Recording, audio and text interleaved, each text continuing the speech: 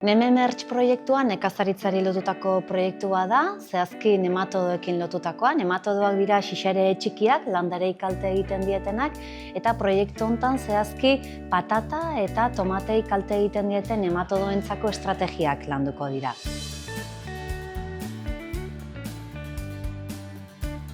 Naturarekiko errespetuzko estrategiak izango dira, ohiko pestizidetatik aparte daudenak.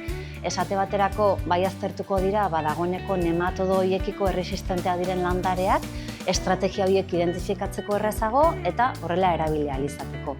Eta baita ere aztertuko da nekazal eremuetan dagoeneko nematodo horiekiko erresistenteak diren beste produktu organiko batzuk landatzea, tomate eta patatekin batera, horrela beraien berezko erresistentzia hori baliatu ahal izateko.